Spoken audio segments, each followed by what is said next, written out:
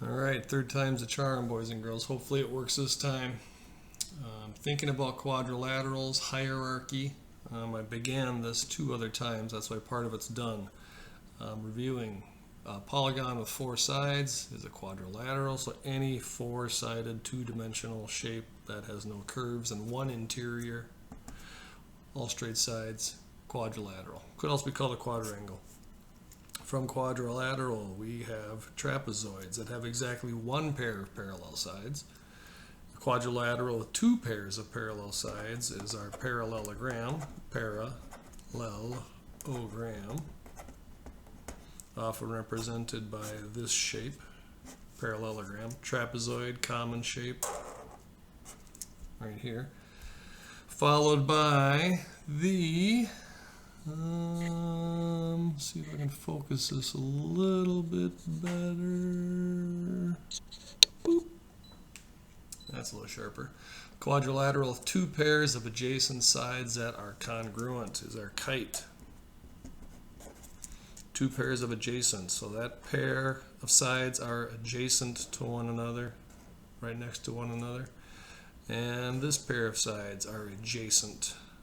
So that pair, those two are adjacent to one another, and then this smaller side is adjacent to this longer side. 2 pairs of adjacent sides.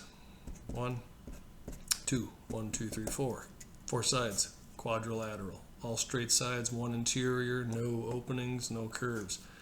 Parallelogram with 4 right angles, that's pretty basic. Rectangle, that's the definition of rectangle.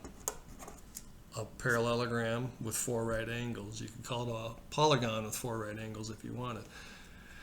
And the parallelogram with 4 congruent sides is rhombus. Lots of times people call it a diamond. I'm drawing this freehand, so it's not going to look perfect. Kind of looks like a square at times. On its side, it can be wide.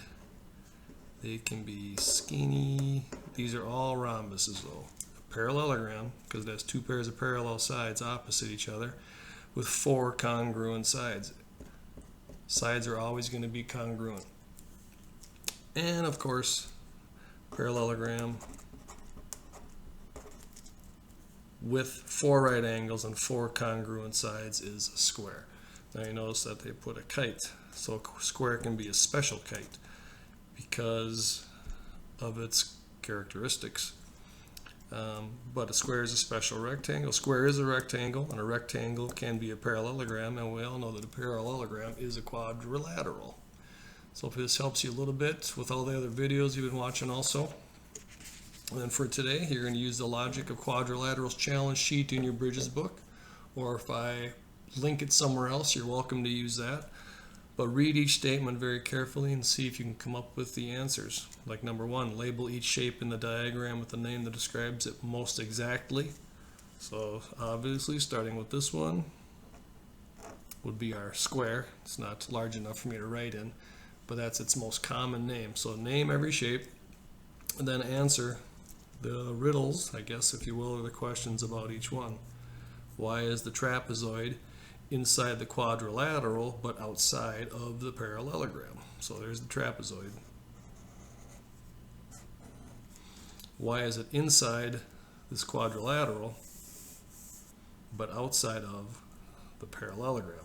So the trapezoid's characteristics allow it to be a quadrilateral, but why do its characteristics not allow it to be within these confines? So do your best. Take your time, have fun with it, and we will talk to you soon.